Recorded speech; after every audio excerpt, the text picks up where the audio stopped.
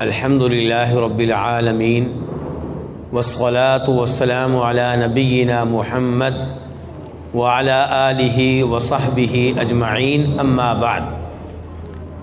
رمضان کا پہلا عشرہ چل رہا ہے اور پہلے عشرے کو کیا کہتے ہیں؟ عشرہ کیوں جی؟ رحمت۔ اور دوسرے عشرے کو عشرہ جی مغفرت، اور تیسرے عشرے کو جہنم کی آگ سے نجات اور آزادی کا عشرہ۔ تو پہلا عشرہ چل رہا ہے رحمت کا، اس کا مطلب ہے اگلے عشرے میں اللہ کی رحمت بند ہو جائے گی۔ جتنی رحمت لینی ہے اس عشرے میں لے لیں، اگلے عشرے میں اللہ کی رحمت کیا ہو جائے گی؟ بند ہو جائے گی۔ اور اس عشرے میں مغفرت ممکن نہیں ہے، ایسے ہی ہے نا؟ اور جہنم کی آگ سے آزادی کے لیے آخری عشرے کا انتظار کرنا پڑے گا۔ بتانا یہ چاہتا ہوں کہ یہ لوگوں کے ہاں یہ بات مشہور و معروف ہے اور یہ بات غلط ہے۔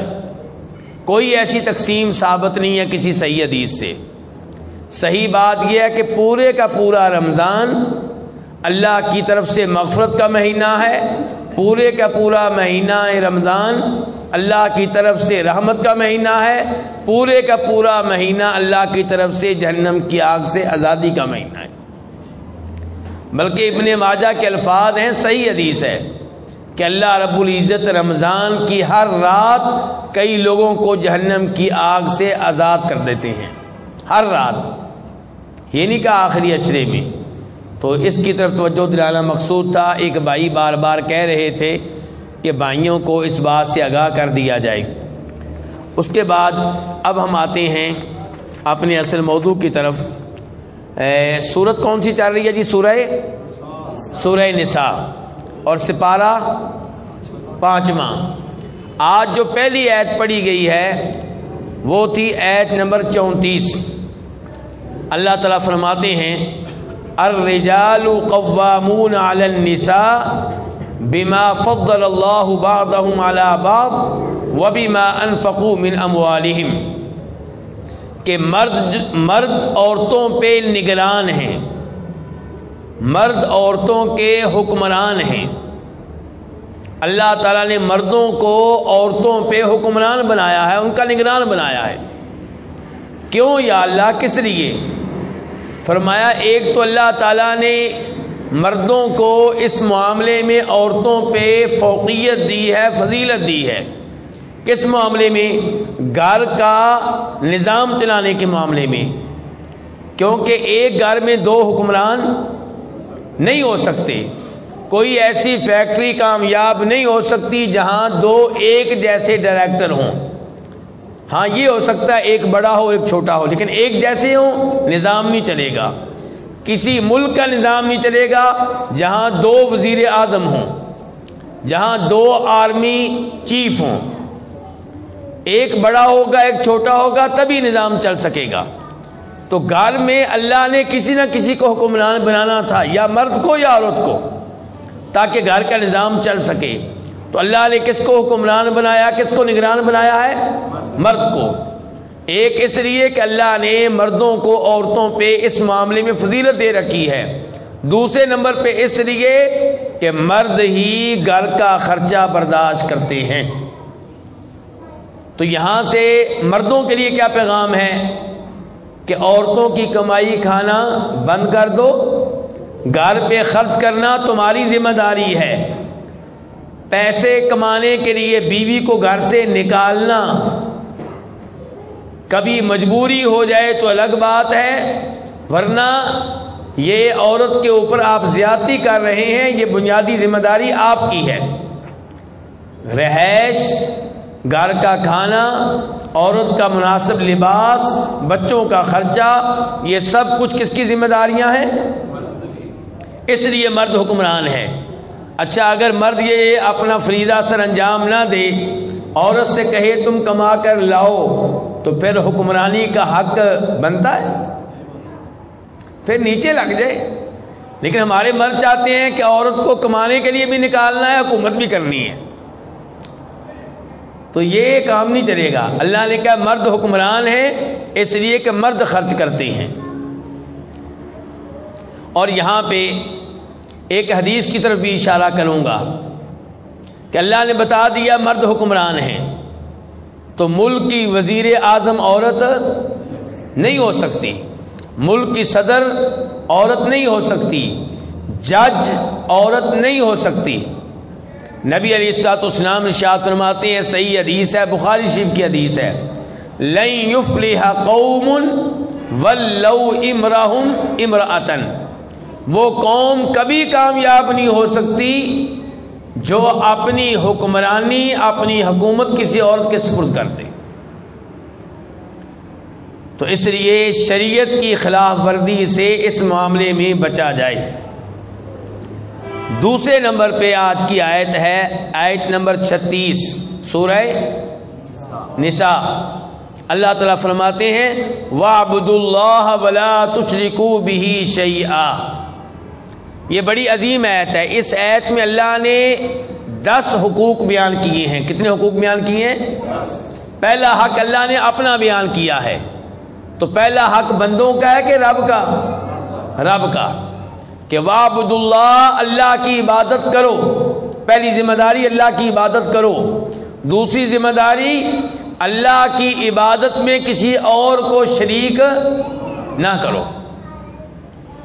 تو اس کا مطلب یہ ہوا کہ فرض نماز کا وقت ہو جائے اور بیگم صاحبہ کہیں کہ آج رہنے دیں, باتیں کر رہے ہیں, مجلس لگی ہوئی ہے, تو رب کی بات ماننی ہے کہ بیگم صاحبہ کی؟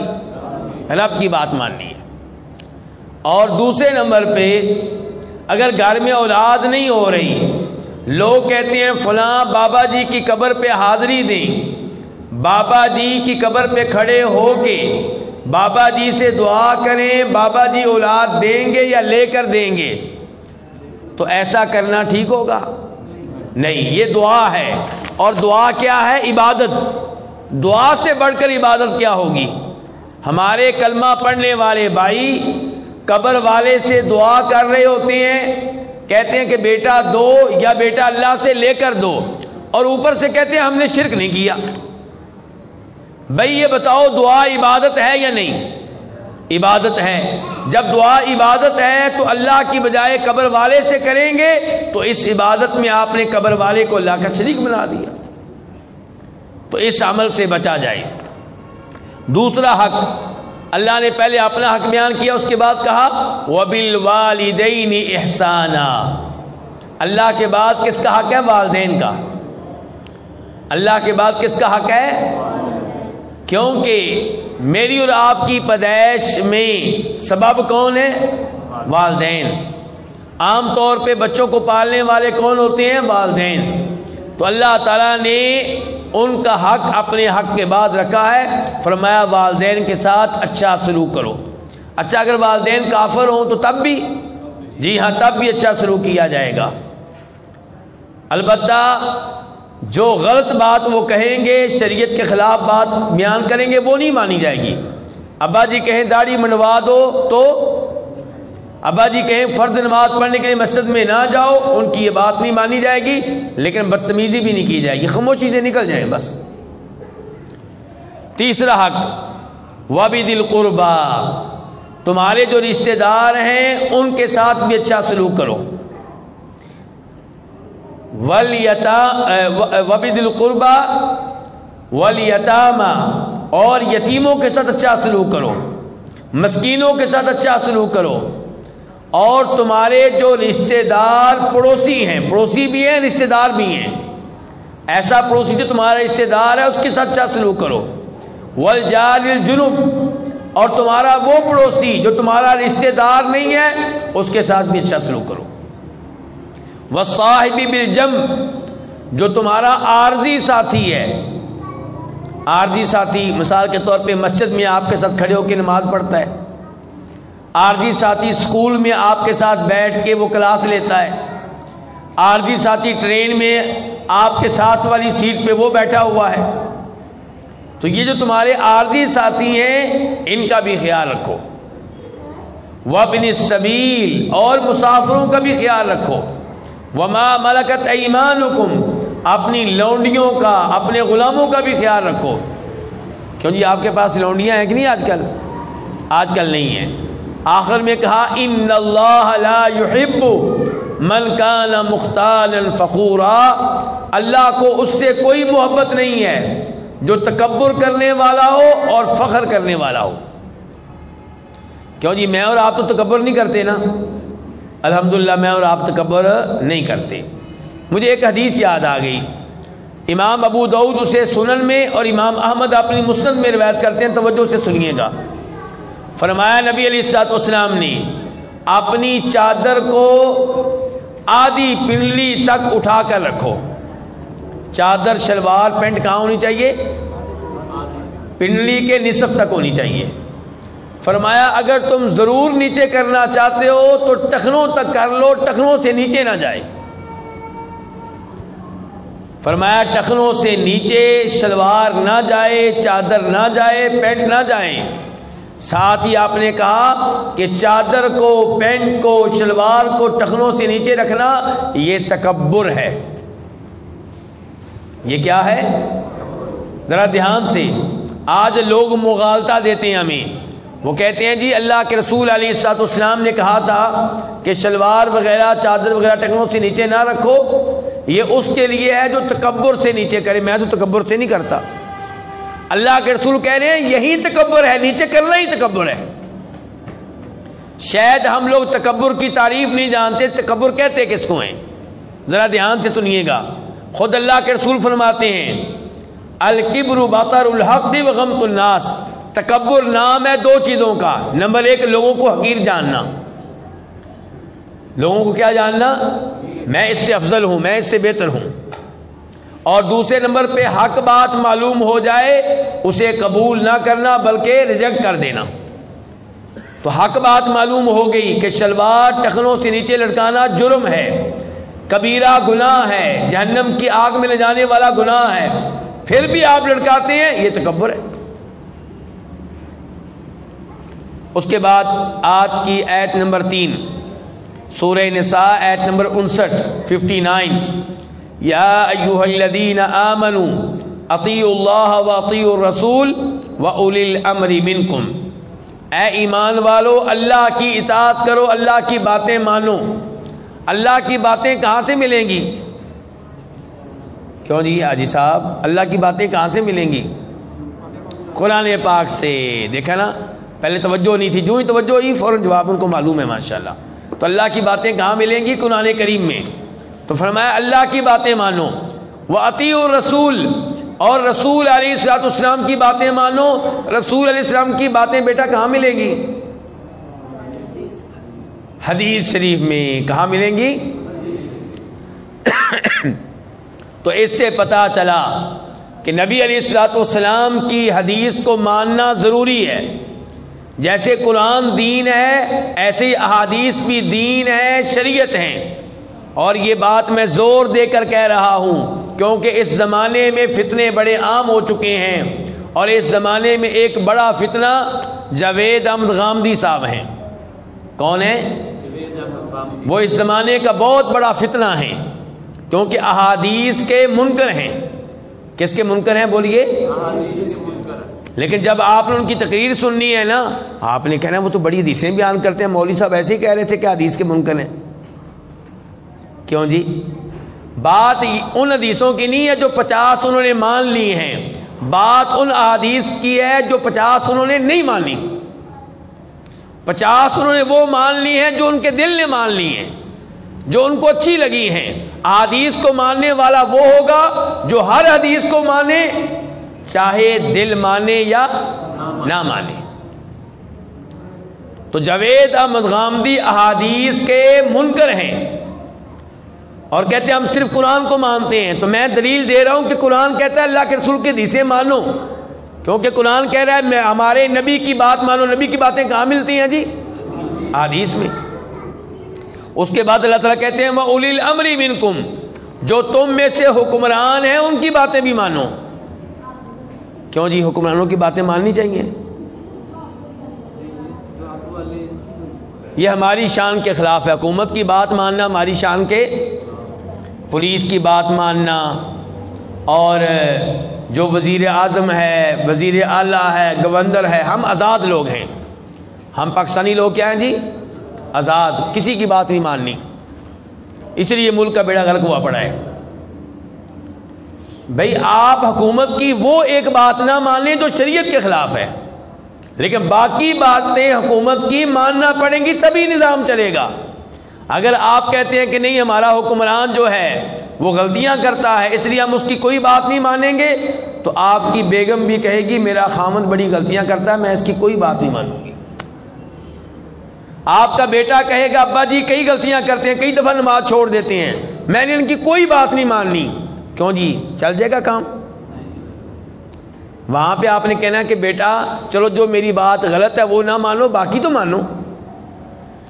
اور بیوی سے بھی یہی کہیں گے کہ میری بیوی جو میری بات شریعت کے خلاف ہے ٹھیک ہے وہ نہ مانو، باقی تو مانو.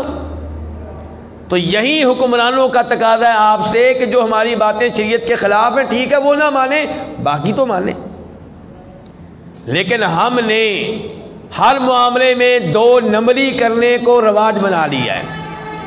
حکومت کے ہر قانون کو فیل کر دینا ہے، حکومت کے ہر آرڈر کو ناکام کر دینا ہے، اور حکومت کی چوری کو ہم چوری نہیں سمجھتے. کیوں جی؟ بجلی چوری کو ہم چوری سمجھتے ہیں. لیکن روز قیامت اس کا حساب دینا مشکل ہو جائے گا. ایک ہے چوری آپ میری کریں تو آپ نے حساب دینا ہے صرف میرا. ایک ہے چوری حکومت کی، اس کا مطلب ہے 20 کروڑ لوگوں کی آپ چوری کر رہے ہیں.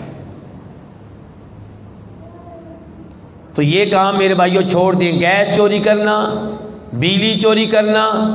اللہ تعالیٰ کہتے ہیں وَأُولِي الْأَمْرِ مِنْكُمْ، جو تم میں سے حکمران ان کی بات مانو. اور مسلم شریف کی حدیث ہے میرے بھائیوں توجہ سے، مسلم شریف کی حدیث ہے، فرمایا نبی علیہ الصلوۃ والسلام نے اپنے حکمران کی بات مانو، چاہے تمہارے مال پہ قبضہ کر لے، چاہے تمہاری پشت پہ کوڑے مارے. لو جی جو آپ کی زمین پہ قبضہ کر لے، گھر پہ قبضہ کر لے، یہ اچھا حکمران ہے کہ ظالم حکمران ہے؟ اللہ کے رسول پھر بھی کہہ رہے ہیں اس کی بات مانو. وہ جو ظلم کرتا ہے روز قیامت اللہ کے ہاں اس کا جواب دے گا. لیکن یہاں پہ اگر آپ کہیں گے کہ ہم نے صرف اسی حکمران کی بات ماننی ہے جو فرشتہ ہو، جو معصوم ہو، تو کوئی بھی حکمران فرشتہ جیسے ہم ہیں ویسے حکمران آئیں گے. ہم کہتے ہیں کہ ہم جیسے مرضی رہیں حکمران ابو بکر صدیق کی طرح ہوں، یہ ممکن نہیں ہے. اللہ نے کہا وَكَذَلِكَ نُوَلِّي بَعْضَ الظَّالِمِينَ بَعْضًا بِمَا كَانُوا يَكْسِبُونَ، کہ جیسے لوگ ہوتے ہیں ویسے ہم حکمران بناتے ہیں. تو حکمران کوئی بھی ہو، یہ بھی بات سن لیں، میں کسی خاص حکمران کی بات نہیں کر رہا، جس کو بھی حکومت مل گئی ہے اس کی وہ باتیں مانیں جو شریعت کے خلاف نہیں ہیں. اس کے بعد آیت نمبر 4، یہ ہے سورہ نساء کی آیت نمبر 64 64. اللہ تعالیٰ کہتے ہیں وَلَوْ أَنَّهُمْ إِذ ظَّلَمُوا أَنفُسَهُمْ جَاءُوكَ فَاسْتَغْفَرُوا اللَّهَ وَاسْتَغْفَرَ لَهُمُ الرَّسُولُ لَوَجَدُوا اللَّهَ تَوَّابًا رَحِيمًا، کہ جب ان لوگوں نے اپنے اوپر ظلم کیا تھا، گناہ کر لیے تھے، اگر یہ تب آپ کے پاس آ جاتے، کس کے پاس؟ نبی علیہ الصلوۃ والسلام کے پاس، تو نبی علیہ الصلوۃ والسلام بھی ان کے لیے دعائے مغفرت کرتے اور یہ خود بھی اللہ سے دعائے مغفرت کرتے، تو اللہ تعالیٰ کو توبہ قبول کرنے والا پاتے. میرے بھائیو توجہ سے، یہ بڑی اہم آیت ہے. اس آیت کی وجہ سے ہمارے کئی بھائی یہ سمجھتے ہیں کہ جب گناہ ہو جائیں تو آپ نبی علیہ الصلوۃ والسلام کی قبر پہ چلے جائیں اور اللہ کے رسول علیہ الصلوۃ والسلام سے کہیں کہ اے اللہ کے رسول ہمارے لیے استغفار کریں، ہماری اللہ کے ہاں سفارش کریں، ہمارے لیے اللہ سے دعا کریں تاکہ اللہ ہمارے گناہ معاف کر دے. کیونکہ قرآن میں آیا ہے کہ جب انہوں نے اپنے اوپر ظلم کیا تھا تب یہ آپ کے پاس کیوں نہیں آئے؟ سمجھ آ رہی ہے کہ نہیں آ رہی؟ تو اللہ تعالی نے کیا کہا ہے کہ جب ظلم ہو جائے تو کس کے پاس جانا ہے؟ بولیے ذرا. نبی علیہ الصلوۃ والسلام کے پاس. کیا آج نبی علیہ الصلوۃ والسلام کے پاس جانا ممکن ہے؟ آپ اللہ کے پاس جا چکے، آپ برزخی زندگی میں، آپ دنیا میں نہیں ہیں، ہم دنیا میں ہیں. تو اب ہم اللہ کے رسول کے پاس کیسے جائیں؟ جانا ممکن ہی نہیں ہے۔ لوگ کہتے ہیں جی قبر کے پاس چلے جائیں، قبر کے پاس جائیں تو اللہ تعالیٰ کہتے ہیں کہ وما انت بمسمع من فی القبور، کہ جو بھی قبروں میں ہیں انہیں آپ اپنی آواز نہیں سنا سکتے۔ اگر قبر کے پاس جائیں تو اللہ تعالیٰ کہتے ہیں انک لا تسمع الموتى، کہ جو بھی فوت ہو چکا، چاہے نبی ہو، نبیوں کی شان اپنی جگہ پہ سب سے اونچی شان ہے، اور ہمارے نبی کی شان تو سب سے اعلیٰ ہے صلی اللہ علیہ وسلم، لیکن اللہ کا اصول پکا ہے کہ جو فوت ہو چکے ہیں انہیں آپ اپنی آواز نہیں سنا سکتے۔ تو قبر کے پاس کھڑے ہو کے چاہے آپ آوازیں دیتے رہیں، آوازیں دینے کا کوئی فائدہ نہیں ہوگا۔ ایک بات۔ دوسرے نمبر پہ بخاری شریف کی حدیث ہے، میں آپ کی توجہ چاہوں گا ذرا دھیان سے۔ سیدہ عائشہ کہتی ہیں رضی اللہ تعالی عنہا، ام المومنین، اور حدیث کس کتاب کی ہے؟ صحیح بخاری کی۔ کیوں بیٹا کس کتاب کی؟ صحیح بخاری کی۔ سیدہ عائشہ کہتی ہیں کہ نبی علیہ الصلوۃ والسلام کی زندگی کے آخری ایام کا واقعہ ہے۔ آپ بقیع قبرستان سے تشریف لائے اور میرے سر میں درد تھا۔ کس کے سر میں درد تھا بیٹا؟ سیدہ عائشہ کے سر میں۔ تو کہتی ہیں میں نے کہا وار اسا، ہے میرا سر۔ تو نبی علیہ الصلوۃ والسلام ارشاد فرمانے لگے ذاکی لو کان وانا حی، کہ عائشہ اگر تمہیں کچھ ہو گیا، یعنی کہ اگر تم فوت ہو گئی، آپ مزاح کر رہے ہیں، اور نبی مزاح میں بھی غلط بات نہیں کہتے۔ فرمایا ذاکی لو کان، عائشہ اگر تمہیں کچھ ہو گیا، وانا حی، اور میں ہوا زندہ، تمہیں کچھ ہو گیا اور میں کیا ہوا؟ ذرا دھیان سے، تمہیں کچھ ہو گیا اور میں ہوا زندہ، تو میں تمہارے لیے دعائیں کروں گا، تمہارے لیے استغفار کروں گا۔ اس کا کیا مطلب ہے کہ اگر تمہیں کچھ ہوا اور میں زندہ نہ ہوا تو پھر دعائیں نہیں ہو سکیں گی، پھر میری طرف سے استغفار نہیں ہو سکے گا۔ تو اللہ کے رسول تو مسئلہ حل کر گیا اپنی زندگی میں۔ آپ کہہ رہے ہیں کہ عائشہ اگر تمہیں کچھ ہوا اور میں ہوا زندہ تو تمہارے پیچھے سے میں تمہارے لیے دعائیں کروں گا، تمہارے لیے استغفار کروں گا۔ تو نبی علیہ الصلوۃ والسلام کے فوت ہو جانے کے بعد آپ کا امت کے لیے دعا کرنا، ان کے لیے استغفار کرنا یہ ممکن نہیں ہے۔ تو اس لیے آج وسیلے کے نام پہ یہاں سے یا وہاں پہ کھڑے ہو کے آپ کو پکارنا، دعا کے نام پہ آپ سے دعا کرنا، دعا کے نام پہ آپ سے دعا کرنا، استغفار کے نام پہ آپ سے دعا کرنا، یہ غلط ہے، یہ درست نہیں ہے، اور صحابہ کرام سے ثابت نہیں ہے کہ انہوں نے کبھی ایسا عمل کیا ہو۔ اس کے بعد آیت نمبر 5، وَمَا كَانَ لِمُؤْمِنٍ أَن يَقْتُلَ مُؤْمِنًا إِلَّا خَطَأً، آیت کا نمبر ہے 92 اللہ تعالیٰ کہہ رہے ہیں کہ کسی مسلمان کے لیے جائز نہیں ہے کہ دوسرے مسلمان کو قتل کرے۔ ہاں کبھی غلطی سے یہ واقعہ ہو سکتا ہے۔ یہ واقعہ کیسے ہو سکتا ہے؟ شکار کرنے لگے تھے، گولی لگی کسی انسان کو، تو یہ تو ہو سکتا ہے، لیکن باقاعدہ کوئی مسلمان کو قتل کرے یہ ممکن ہی نہیں ہے۔ مسلمان کیسے مسلمان کو قتل کر سکتا ہے؟ اللہ نے کہا اگر کوئی غلطی سے قتل کر بیٹھے تو جرمانے کے طور پہ کیا کرنا ہے؟ ایک غلام آزاد کرنا ہے۔ کیا کرنا ہے؟ فرمایا اگر غلام آزاد کرنے کی طاقت نہیں ہے تو 2 مہینے مسلسل روزے رکھنے ہیں۔ 2 مہینے 60 دن مسلسل 30 روزے رکھے تھے، ایک دن دل کیا ناگا کر لیا، اب گنتی دوبارہ سے شروع ہوگی۔ مسلمان کو قتل کرنا کوئی معمولی بات نہیں ہے۔ کتنے روزے رکھنے پڑیں گے؟ 60۔ کام آسان نہیں ہے، بندہ مار دو 60 روزے رکھ لو، نہیں، یہ کہا جا رہا ہے کہ غلطی سے اگر ہو جائے تو 60 روزے رکھنے ہیں۔ نمبر 2 دیت دینی ہے 100 اونٹ۔ کتنے اونٹ؟ اور ایک اونٹ کتنے کا آ رہا ہے؟ کون بتائے گا جی ایک اونٹ آج کل کتنے کا ہے؟ 4-5 لاکھ کا۔ اب ضرب دیں 5 لاکھ کو 100 سے، جی بس 5 کروڑ روپیہ دینا ہے بس۔ 2 مہینے مسلسل روزے رکھنے ہیں اور 5 کروڑ روپیہ دینا ہے اس کے وارثوں کو، یہ تب جب قتل غلطی سے ہو جائے۔ شریعت نے اتنی سخت سزا اس لیے رکھی ہے کہ آئندہ کوئی ایسی غلطی، شکار کرنے سے پہلے دیکھ لے بھائی کوئی بندہ تو نہیں ہے ادھر کوئی، اور پھر اگلی آیت میں اللہ نے کہا، آیت نمبر 93 میں 93 میں، کہ جو کسی مسلمان کو جان بوجھ کے قتل کرے تو وہ جہنم میں رہے گا، ہمیشہ ہمیشہ رہے گا، اس پہ اللہ کا غضب، اس پہ اللہ کی لعنتیں، اور اس کے لیے عذاب عظیم بالکل تیار ہے۔ یہ ہے سزا آخرت میں، اور دنیا میں کیا ہے کہ قتل کے بدلے قتل کیا جائے گا۔ تو میرے بھائیوں، یہ جو تماشا بن چکا ہے نا چھوٹی سی بات پہ مسلمانوں کو مار دینا، پڑوسی کو مار دینا، بھائی کو مار دینا، اپنے کزن کو مار دینا، اللہ سے ڈرنا چاہیے۔ اگر اس نے آپ پہ زیادتی کی ہے، کوشش کرے کہ آپ کا حق مل جائے صلح و صفائی سے، نہیں تو صبر کر لے، بندہ نہیں مارنا۔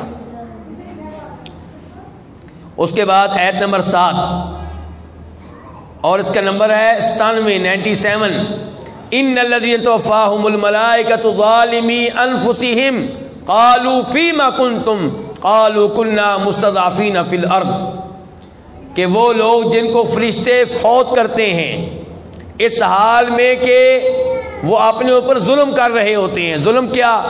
کہ ہجرت نہیں کی ہوتی، کافر ملک میں رہ رہے ہوتے ہیں۔ کہاں رہ رہے ہوتے ہیں؟ کافر ملک میں رہنا، جہاں دین پہ عمل کرنے کی آزادی نہ ہو، یہ درست نہیں ہے۔ ایسے کافر ملک میں رہنا جہاں پہ دین پہ عمل کرنے کی آزادی نہ ہو، یہ درست نہیں ہے۔ تو اللہ تعالیٰ کہہ رہے ہیں کہ ایسے لوگوں پہ جب موت آتی ہے، فرشتے کہتے ہیں ہاں جی تم کس حال میں تھے؟ کہتے ہیں جی ہم بڑے کمزور تھے، ہجرت کرنے کی بھی طاقت نہیں تھی۔ اللہ تعالیٰ کہتے ہیں کیا اللہ کی زمین وسیع نہیں تھی؟ ایک ملک نہیں تھا، دوسرے ملک میں چلے جاتے۔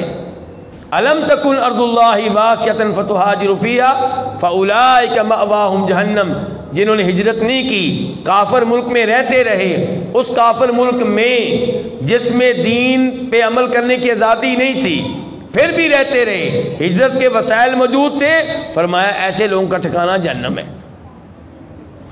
اب بتائیے یورپ کا ویزا چاہیے کہ نہیں چاہیے؟ یہ آیتیں سننے کے بعد چاہیے ویزا؟ تو بچائیں اپنے بھائیوں کو، رشتہ داروں کو جو خواب دیکھ رہے ہیں یورپ کی جنت میں جانے کے، ان کو بچائیں جہنم کی اس آگ سے۔ اس کے بعد آیت نمبر 8 اور نمبر ہے سورہ نساء میں اس کا 113، اللہ تعالیٰ کہتے ہیں وَأَنزَلَ اللَّهُ عَلَيْكَ الْكِتَابَ وَالْحِكْمَةَ، کہ اللہ نے آپ پہ 2 چیزیں نازل کی ہیں، ایک کتاب قرآن اور ایک حکمت یعنی کہ حدیث۔ تو پتہ چلا قرآن بھی اللہ کی طرف سے اور حدیثیں بھی اللہ کی طرف سے۔ فرق یہ ہے کہ قرآن کے الفاظ بھی اللہ کی طرف سے، معنی بھی اللہ کی طرف سے، اور حدیثوں کے الفاظ اللہ کے رسول کی طرف سے اور معنی اللہ تعالیٰ کی طرف سے۔ اس کے بعد 2 آیتیں رہ گئی ہیں، پریشان نہیں ہونا۔ کتنی رہ گئی آیتیں؟ 2۔ تو یہ سورہ نساء کی آیت نمبر 114۔ اچھی بات ہے، ابھی بچہ جاگ رہا ہے ماشاءاللہ۔ لا خیر فی کثیر من نجواہم، اللہ تعالیٰ کہتے ہیں یہ جو تم آپس میں سرگوشیاں کرتے رہتے ہو نا، ان میں خیر نہیں ہوتی۔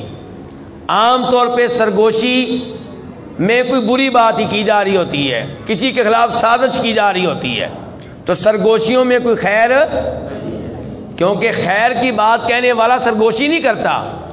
چھپتا کون ہے؟ سرگوشی کون کرتا ہے؟ جس نے غلط بات کرنا ہوتی ہے، کسی کو قتل کرنا، کسی کی بےعزتی کرنے کے لیے، کسی کو نقصان پہنچانے کے لیے، کسی کے گھر چوری کرنے کے لیے، کسی پہ ڈاکہ ڈالنے کے لیے۔ تو اللہ کہتے ہیں تمہاری سرگوشیوں میں خیر نہیں ہے۔ ہاں اس آدمی کی سرگوشی میں خیر ہے جو سرگوشی میں حکم دے صدقہ کرنے کا، اپنے بیٹے کو بلا کے کہتا ہے بیٹا ادھر آؤ، وہ جو آدمی جا رہا ہے نا اس کو 500 روپیہ دے دو۔ ہاں یہ سرگوشی وہ ہے جو خیر پہ مبنی ہے، بیٹا یہ 500 روپیہ مسجد میں ڈال دو۔ اچھا، یا سرگوشی صدقے والی خیر پہ مبنی ہوتی ہے یا صلح کرانے والی۔ ایک آدمی دوسرے سے سرگوشی کر رہا ہے، یا یہ 2 بھائی ناراض ہیں ان کی صلح کرا دیتے ہیں، تو یہ اچھی بات ہے۔ یا آپ سرگوشی میں کسی کو سمجھا رہے ہیں، نصیحت کر رہے ہیں، اس میں کوئی عیب پایا جاتا ہے، کوئی گناہ پایا جاتا ہے، کوئی فرض پہ عمل کرنے میں کوتاہی پائی جاتی ہے، تو آپ سرگوشی کے انداز میں سمجھاتے ہیں، یہ تو ٹھیک ہے، ورنہ عام طور پہ سرگوشیوں میں خیر نہیں ہوتی۔ لیکن جو سرگوشی کرے صدقہ خیرات کے لیے، صلح کرانے کے لیے، تو یہ سرگوشی اللہ کو بڑی پسند ہے۔ آخری آیت وَقَدْ نَزَّلَ عَلَيْكُمْ فِي الْكِتَابِ ان اذا سمعتم آیات اللہ یکفر بها ویستہزأ بها فلا تقعدوا معهم. آیت نمبر 140. اللہ تعالیٰ نے یہ حکم نازل کیا ہے کہ اگر کسی مجلس میں کفریہ باتیں ہو رہی ہیں، شرکیہ باتیں ہو رہی ہیں، مذاق اڑایا جا رہا ہے اللہ کا، اللہ کے کلام کا، اللہ کے دین کا، تو ایسی مجلس میں بیٹھنے کی اجازت نہیں ہے.